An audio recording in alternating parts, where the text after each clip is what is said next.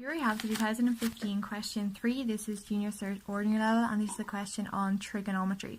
So the first part, it says calculate the size of the angle marked P in the right angle triangle below. So what we know is that, so we are just given angles and we're not given any of the sides, but we know that all the angles in a triangle add up to 180. So when they have, say, like an L, that means that it's a right angle. So right angles are 90 degrees. So whatever this, so 90 plus 22 plus whatever P is has to add up to 180.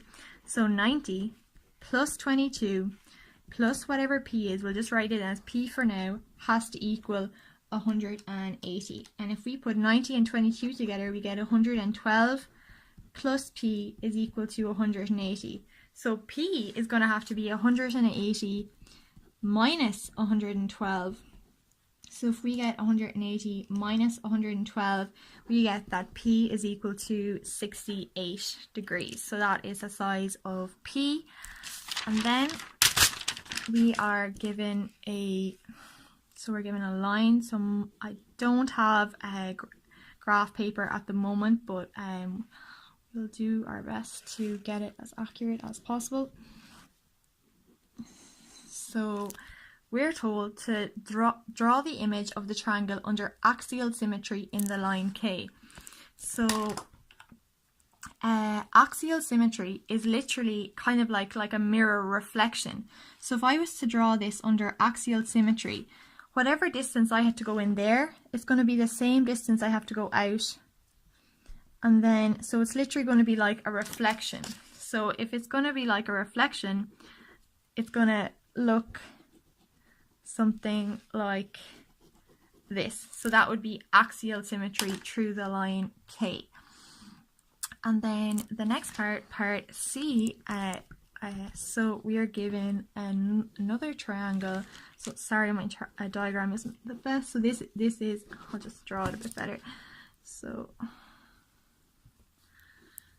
this is our another right angle triangle, so or 12, 5 and 12. So write down the side of the length opposite the angle or. So if we are looking now, so all the time when we think of hypotenuse, adjacent and opposite, we have to think of in terms of what angle we're dealing with. So in terms of or, so firstly I would label my hypotenuse. So the hypotenuse is the longest side, it's the one opposite the right angle. So this here is going to be my hypotenuse. The opposite, usually we deal with this angle here, but in this case we're dealing with this angle. So we have to look at what side is opposite the angle we're dealing with, to or. Well, that's 12. So 12 is going to be the opposite. And in this case, 5 is going to be the adjacent.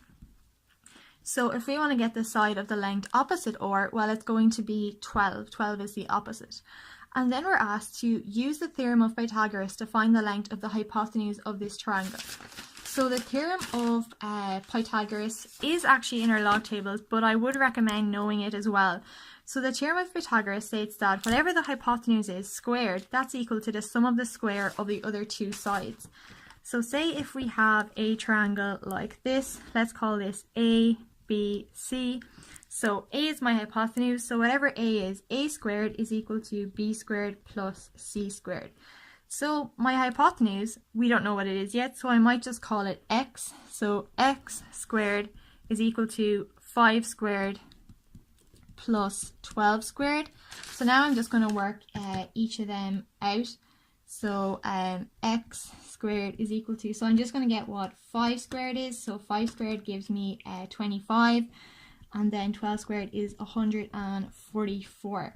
So maybe if I add up everything that's on the one side first, so x squared is equal to 169. So if I want to get what x is, I have to get the square root of both sides, because if I get the square root of this, I'll just be left with x. So the square root of both sides, so x is equal to the square root of 169. So if I get the square root of 169, I get that x is equal to 13. So the hypotenuse of this triangle is going to be equal to 13. And that is our answer for that. Thanks for watching.